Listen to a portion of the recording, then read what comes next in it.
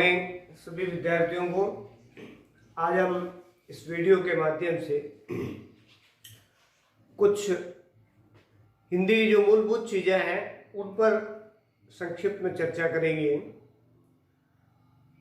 जो छोटी क्लासों से जो बच्चे लिखना, पढ़ना, समझना शुरू करते हैं तो हिंदी में कुछ ऐसे वर्ण होते हैं, कुछ ऐसे शब्द होते हैं जिनको संयुक्त वर्ण या आधे अक्षर जिसको कहा जाता है, उन अक्षरों का उच्चारण, उन अक्षरों को लिखने की विधि, जैसे हम उन अक्षरों को लिखेंगे तो अपन रूटीन में जब उसको पढ़ते हैं तो पढ़ तो लेते हैं, पढ़ने में कोई दिक्कत नहीं आती है, बट दिक्कत वहाँ आती है कि वो शब्द बना कैसे, उस शब्द में कौन सा आधा है, कौन सा शब्द पूरा है, उसका ध्यान होना बहुत जरूरी है। क्योंकि ये जो संयुक्त वर्ण वगैरह है ये संधि में ज़्यादा काम आते हैं। संधि जब शब्दों में होती है तो इस प्रकार के शब्द टूट करके आधे हो जाते हैं और संयुक्त वर्ण के रूप में प्रयुक्त होते हैं। तो हम उस संयुक्त वर्णों को पढ़ने से पहले हम देखेंगे कि हिंदी में जो वर्णमाला है उसको एक बार अपन वापस लिखते हैं और देखते हैं कि वर्णमाला में कितने टाइप के कैसे कैसे वर्ण है। ये वीडियो में जो छोटी क्लासें हैं, जो जिन बच्चों को हिंदी में प्रॉपर पढ़ने में थोड़ी दिक्कत आ रही है, आधे संयुक्त वर्ण जो उनको पढ़ने में थोड़ी दिक्कत होती है, उनके लिए बना रहा हूँ।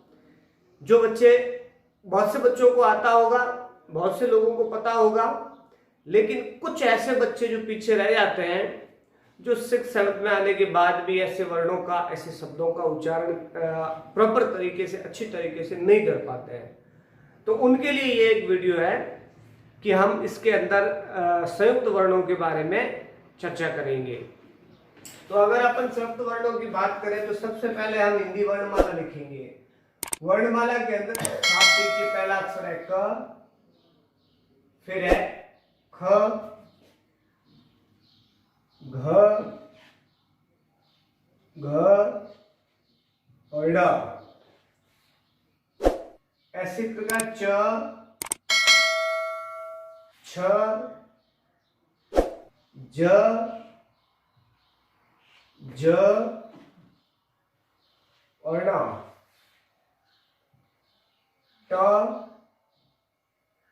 ठ, ड, ध, ण। त,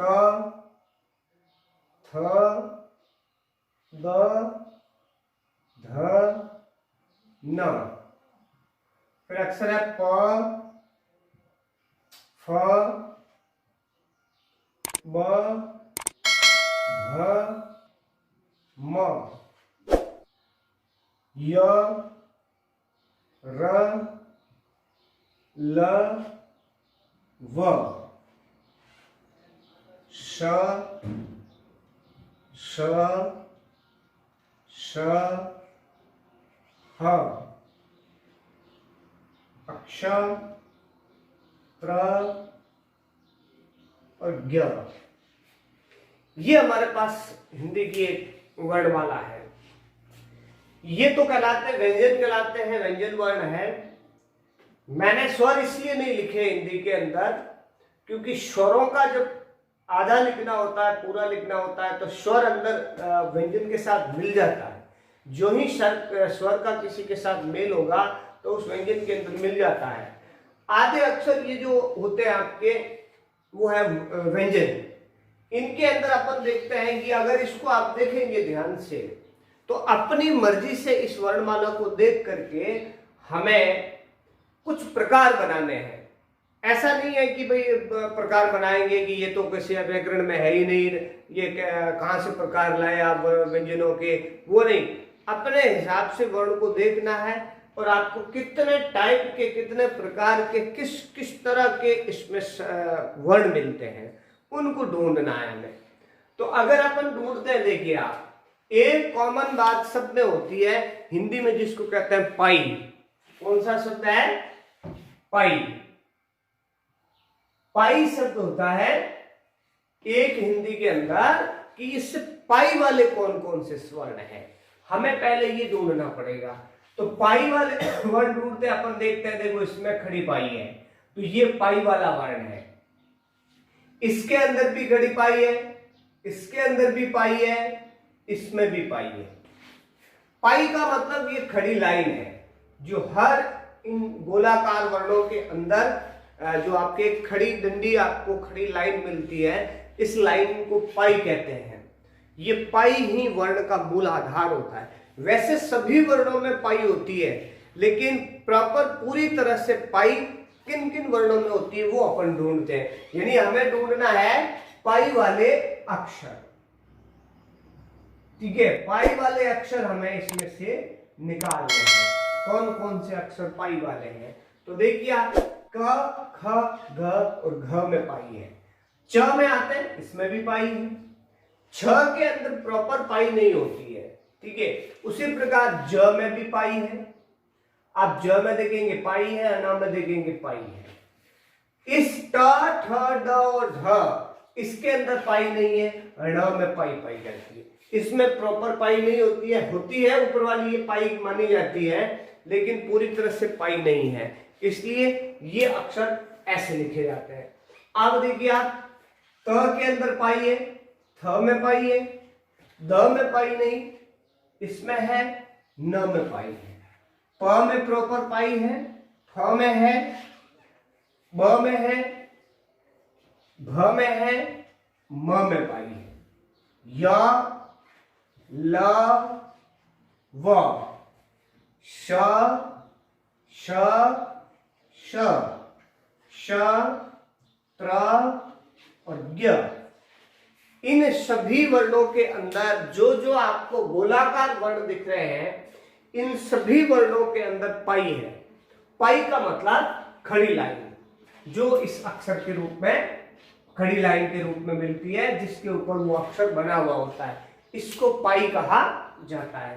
अब अपन देखते हैं कि ये पाई है, तो एक तो हमारे पास आ गए पाई वाले अक्षर और एक अक्षर है बिना पाई वाले अक्षर। तो हमने अपने हिसाब से इस वर्णमाला को देख करके दो प्रकार बना दिए कि इसमें हमें कितने प्रकार के नजर आ रहे हैं कि एक में तो सब में खड़ी पाई नजर आ रही है और कुछ अक्षरों के अंदर ये खड़ी पाई पूरी तरह से नहीं है। अब हमें ये सोचना है कि मैं आपको ये क्यों बता रहा हूं कि पाई और बिना पाई वाले अक्षर से क्या फर्क पड़ेगा। फर्क ये पड़ेगा कि जब हम संयुक्त वर्ण लिखेंगे, जब हम किसी वर्ण को संयुक्त करेंगे,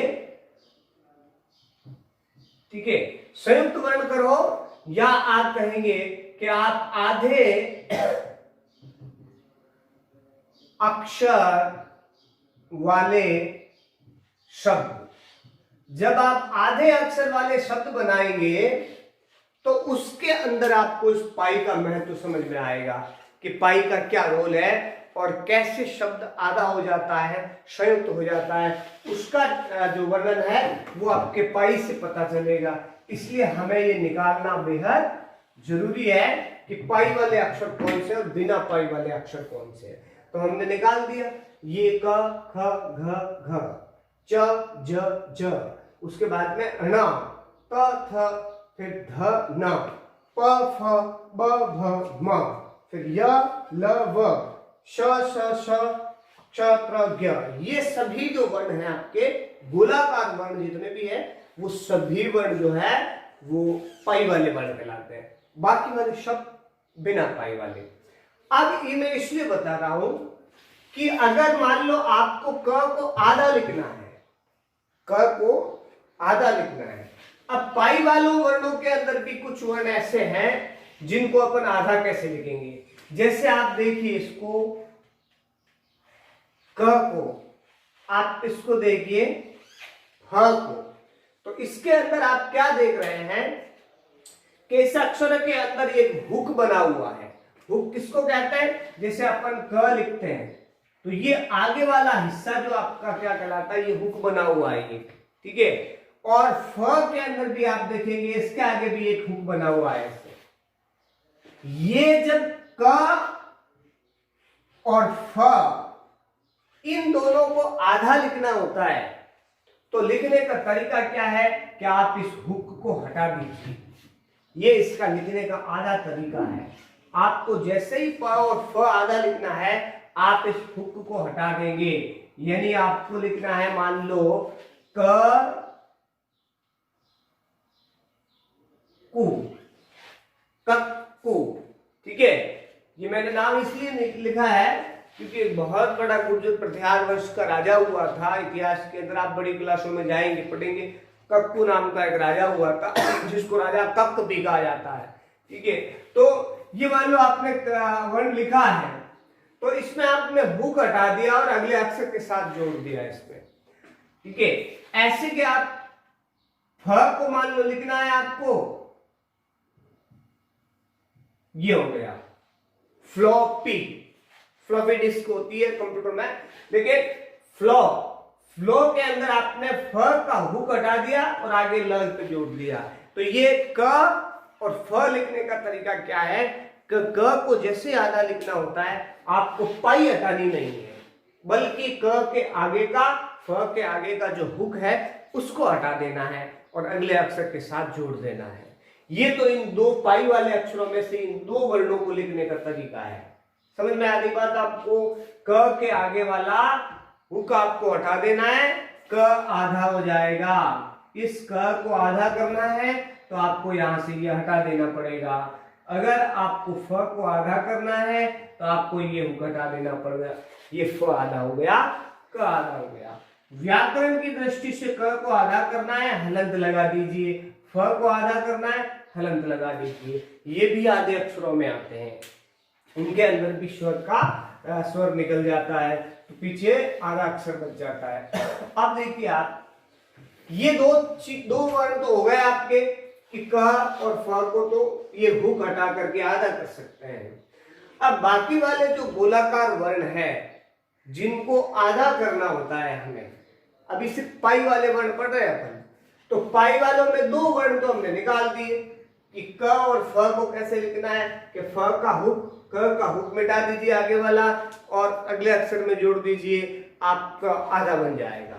अब मान लो बाकी वाले वर्ण जिनके अंदर ये इस तरह के हुक नहीं है, उनका क्या करना है, तो आपको उनमें एक ही करना है कि पाई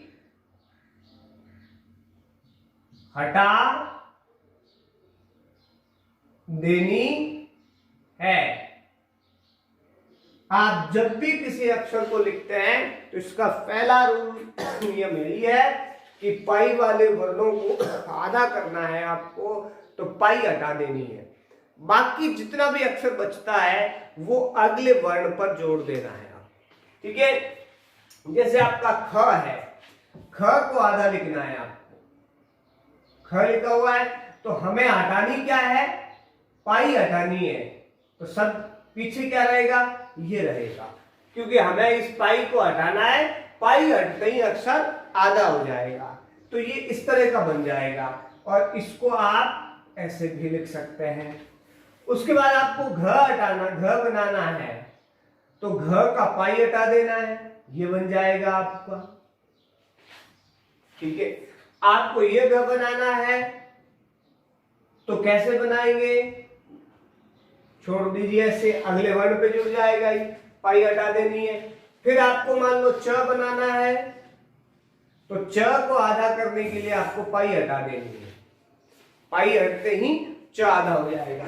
ऐसे कैसे आपको अगर ज बनाना है तो ज के अंदर से भी पाई हटा देनी है, ज आधा हो जाएगा। इस ज झंडा को बनाना है तो इसमें भी आप पाई हटा दीजिए, अक्षर आधा बन जाएगा, ठीक है। अब ऐसे ही आपको ण बनाना है तो ण में से पाई हटा दीजिए, अक्षर आधा बन जाएगा। अनुस्वार में भी प्रयोग होता है ये पंचमाक्षर। उसके बाद में त, ट, ठ, ड और ढ, इन चार वर्णों को आधा कैसे करना है, ये बिना पाई वाले वर्ण है। तो अब देखिए आप इसको कैसे करना है। ट को अगर आधा करना है आपको, इधर लिख देते हैं, अगर ट को आधा करना है तो ट में से पाई नहीं हटेगी बल्कि उसके नीचे हलंत लग जाएगा। जैसे अब तक हमने इन वर्णों के अंदर लगाया है, जैसे लगा रहे हैं वैसे हलंत लग जाएगा इसके नीचे। हलंत क्यों लगा? क्योंकि ये वर्ण बिना पाई का है, इसके अंदर पाई नहीं है। अब पाई नहीं है तो ये अक्षर आधा बन जाएगा। दूसरी बात, इस हलंत को लगाते समय ध्यान रखना है कि हलंत अगर आपने सही दिशा में नहीं लगाया है तो उस वर्ण का विपरीत अर्थ निकल जाएगा, उल्टा अर्थ हो जाएगा।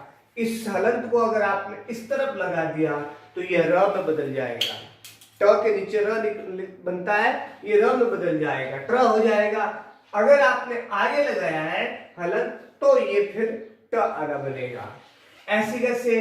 अगर आपको ठ बनाना है तो ठ के अंदर भी आपको हलंत लगाना पड़ेगा। आपको ड आधा बनाना है तो ड में भी हलंत लगाना पड़ेगा। आपको ढ आधा लिखना है तो ढ में भी हलंत लगाना पड़ेगा। ये चार वर्ण ट, ठ, ड और ढ, ये कैसे अक्षर है? बिना पाई वाले अक्षर है। और बिना पाई वाले अक्षरों को आधा करने के लिए, इनको संयुक्त करने के लिए आपके नीचे हलंत लगाना पड़ेगा। इनके पाई वाले वर्णों को इस तरह से आप जहां इसकी पाई है उसको हटा दीजिए, पाई अक्षर आधा हो जाएगा। जैसे अगर आपको यहाँ पर प को पूरा आधा करना है तो प के अंदर पाई हटा दीजिए। अगर आपको फ, मैंने आपको पहले ही बताया, इसका हुक खत्म हो जाएगा। अगर फ को आधा करना है तो पहले ही बताया मैंने आपको, ऐसे फ लिख देना है, ठीक है। उसी प्रकार ब को अगर आपको आधा करना है तो ब के अंदर से भी पाई हटा देनी है और पाई हटते ही अक्षर ये बचेगा। फिर भ को आधा करना है तो भ के अंदर से भी पाई हटा दीजिए, ये भ आधा वर्ण हो जाएगा। म को अगर आधा करना है तो म के अंदर से भी पाई हटा देनी है, ये आपका म बन जाएगा आधा। य को अगर आधा करना है तो य में से भी पाई हटा दीजिए, आधा अक्षर बन जाएगा। ऐसे कैसे? आपको ल आधा करना है तो ल में से पाई हटा दीजिए, ल आधा बन जाएगा। ऐसे कैसे? अगर व को आधा करना है तो व में से आपको पाई हटा देनी, अक्षर ये बन जाएगा।